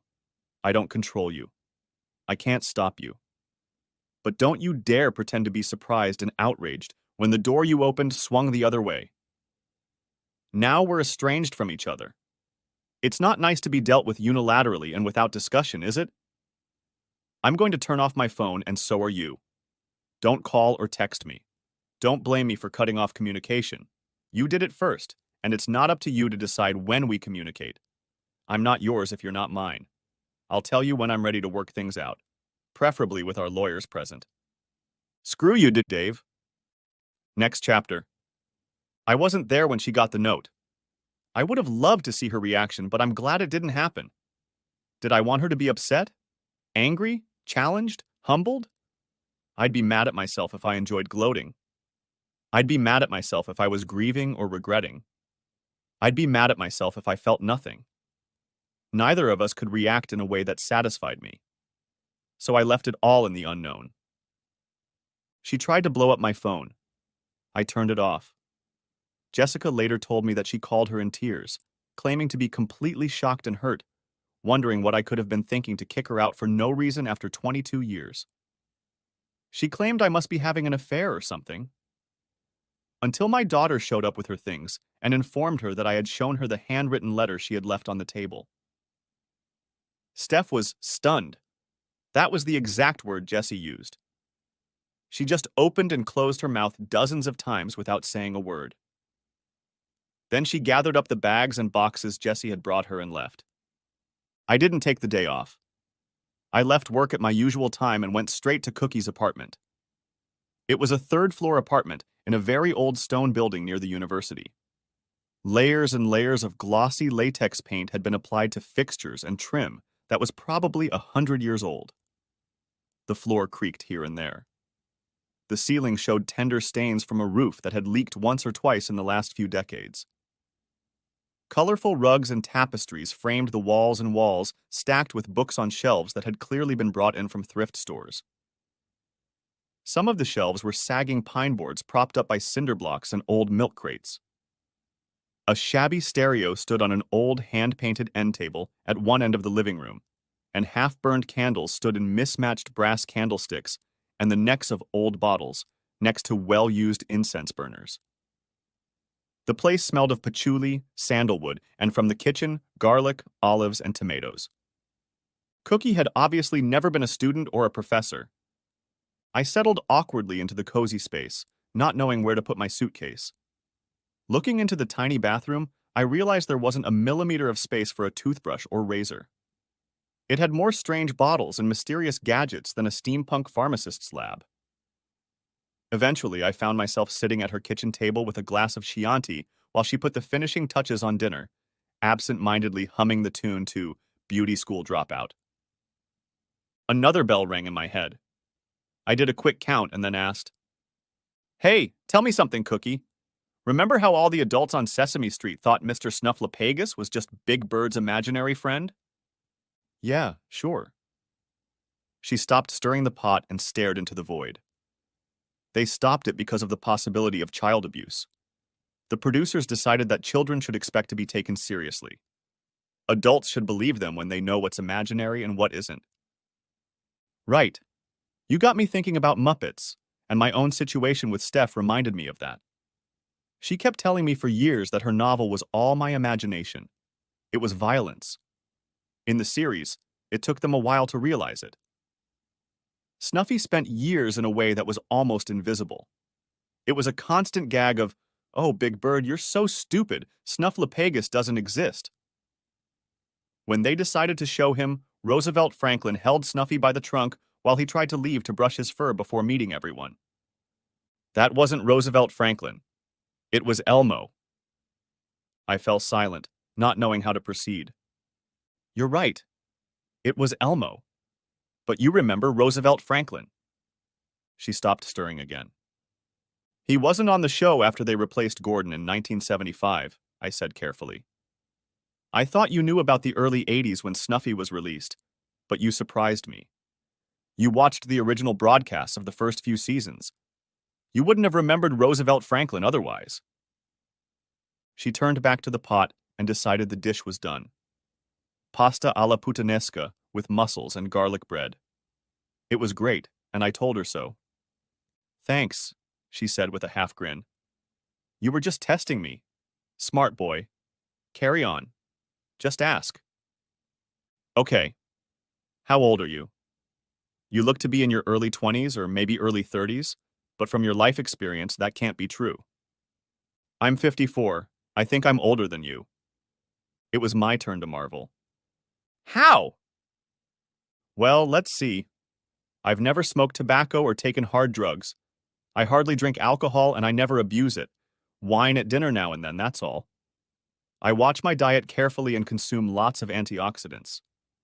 I am an active dancer and work out 4 times a week, 30 to 45 minutes each session. I try to stay out of the sun, and my skincare is witchy. But it's the little things. My lifestyle plays a big part. I have never had and will never have children. I lead a young lifestyle among young people, and that keeps my energy up. But the main focus is awesome genes. All 4 of my grandparents are still with us, and all of them are over 100 years old. None of them look older than 70. By that standard, I'm barely middle-aged. That's incredible. What gave me away? In little things at first. You knew Yvonne Craig was Batgirl. That in itself didn't mean anything. You may have watched Adam West's Batman in syndication, or as a retro. Yesterday you were quoting Babylon 5, Zathras.